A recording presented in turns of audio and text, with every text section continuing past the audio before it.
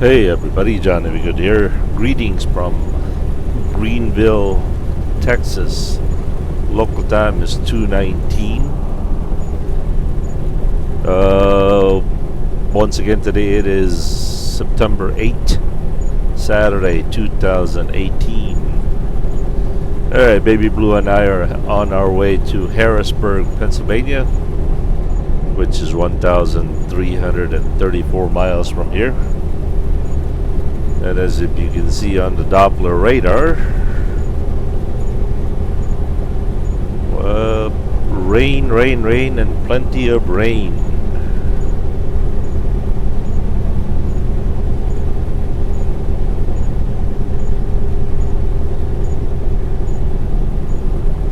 But looks like we're gonna be in and out of it for a little bit. Looks like it clears up by about 4 or later.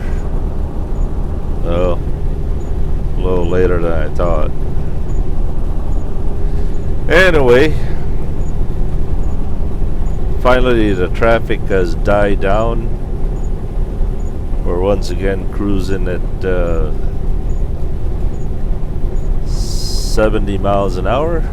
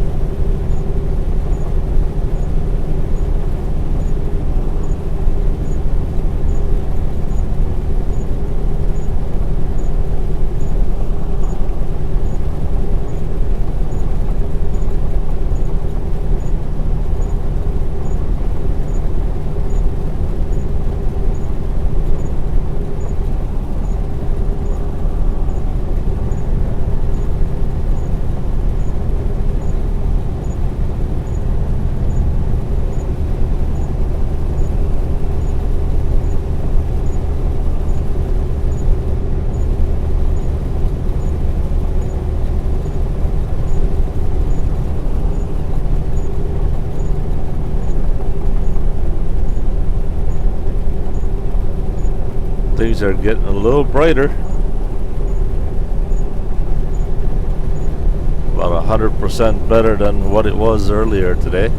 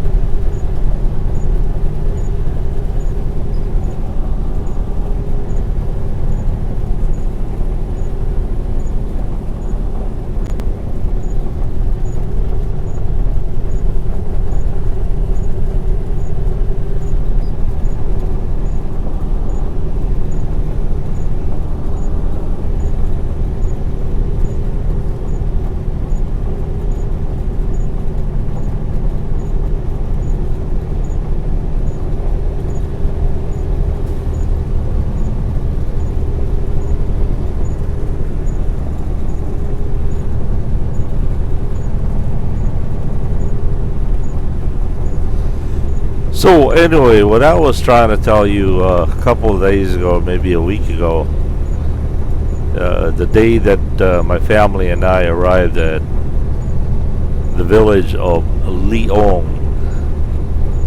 in the Camiguin Island, Philippines. After arriving in the town of Sagay, where we stayed there for maybe a year, my dad and my mom finally found a property that they bought about 7 kilometers away, and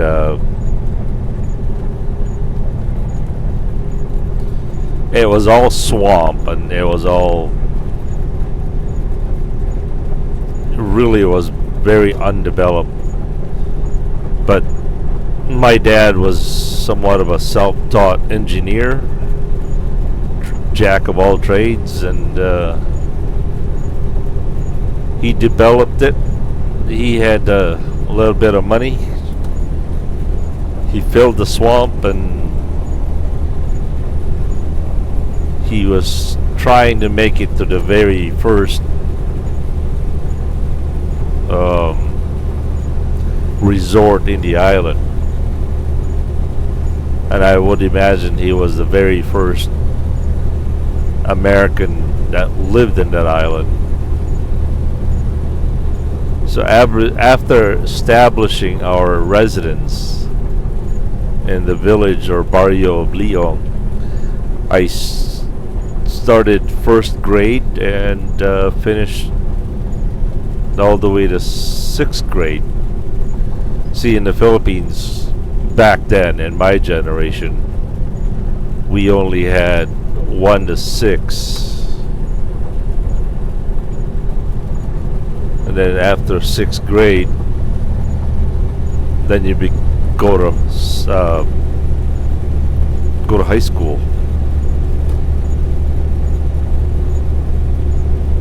Which is 1, 2, 3, 4.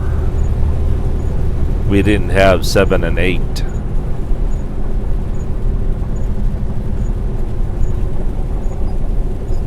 Living in that island was, oh boy, it was fun. Even though when I was a little younger boy, I had blonde hair. That's usually what happens when the offspring of Caucasian and Filipino wife. Usually the child comes out white and later becomes this. So I was always different. My brother and I were different because we had blonde hair. I mean, we looked American, but as I said, we grow older, we became a little darker. Not to mention that, well, we played in the sun 24 hours a day.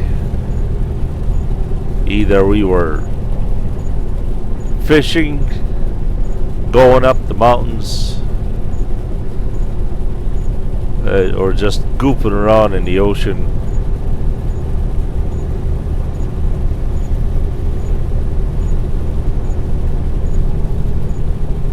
And to a lot of people, they had a hard time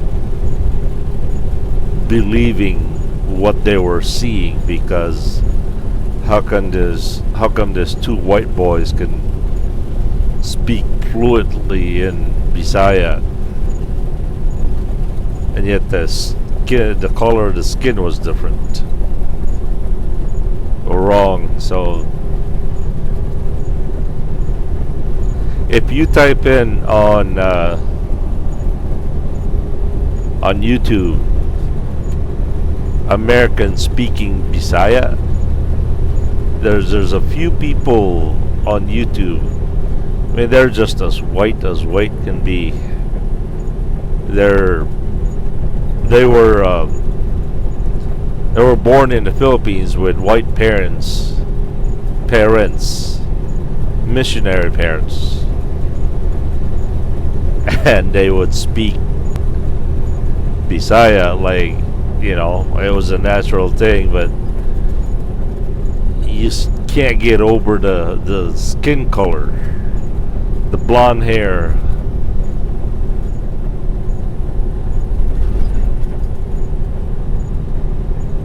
That's how it was for me and my brother.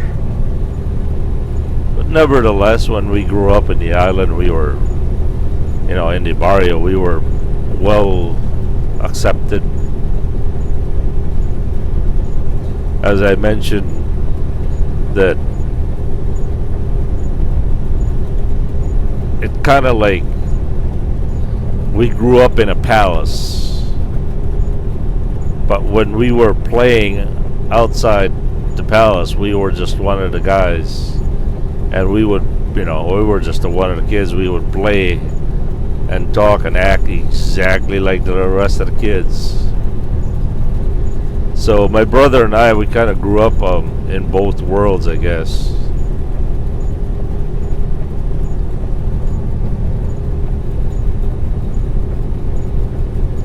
Kind of like rich by night, poor by day.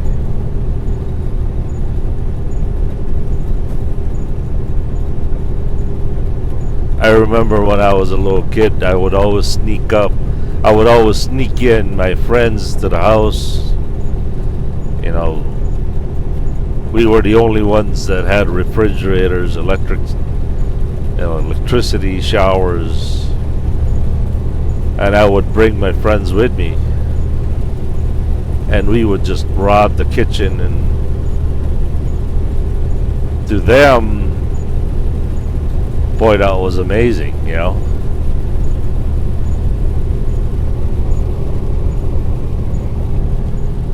I had a very nice childhood.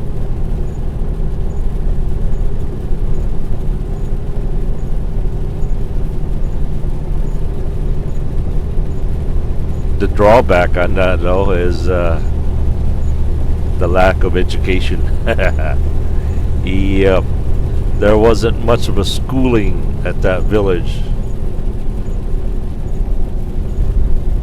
Everything was all backwards.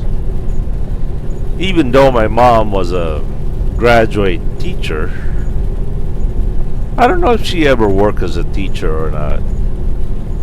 But I remember she homeschooled us. She tutored us at home. I guess some kids you just can't teach some kids something, I don't know.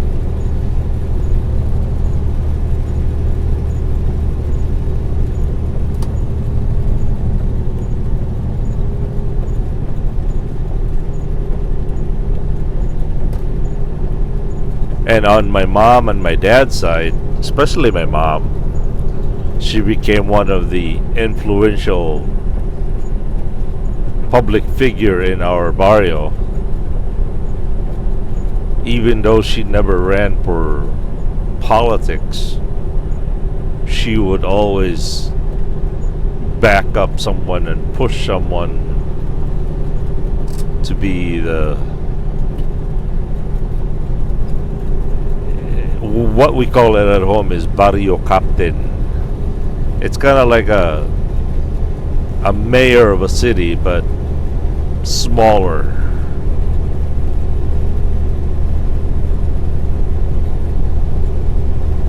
The way politics works in the Philippines is, on a big town, you have the mayor, and then on that municipal, you have barrios under that big town, and each barrio had a barrio captain.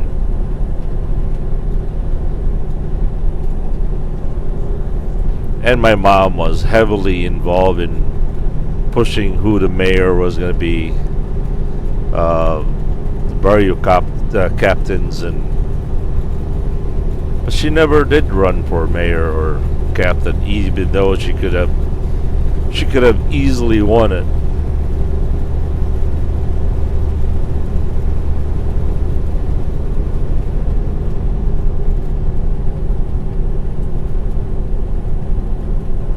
think my mom was somewhat of the figurehead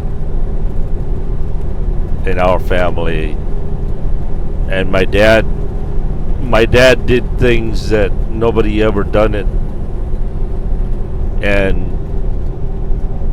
most of the time the things my dad would do is considered taboo, I suppose.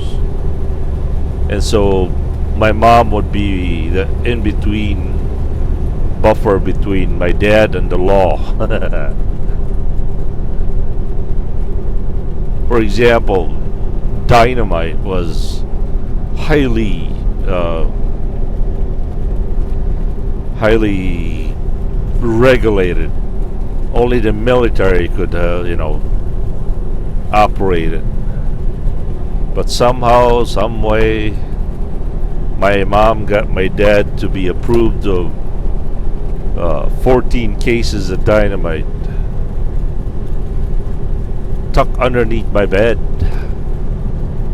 of all places.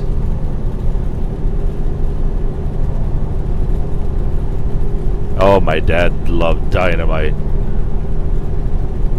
He loved dynamite like it was just a piece of firecracker. He was very good at it too. He would blast boulders and rocks. See, the whole island is just made out of volcanic boulders and rocks, and as big as his truck. He would split them all over, split them up apart in half, and then he built his own private pier. Wouldn't you know it, until to this day, 40 years later, it's still there.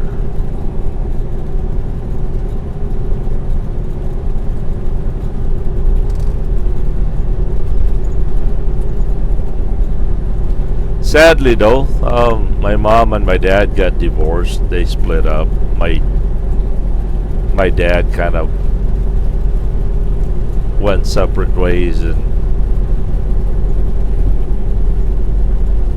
the whole imagine the whole live crowded castle, and then busting and busy with people, and just imagine it's all abandoned now. Trees are overgrown. Nothing but silence. The house is all boarded up. But I can still hear the echoes of heavy machineries, the laughters, people working. I bet you at one time we had at least 100 people employed.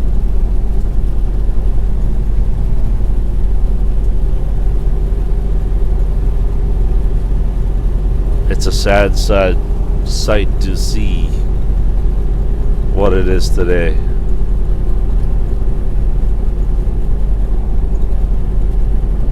But boy, the countless events of weddings, birthdays, public dance, a lot of good memories.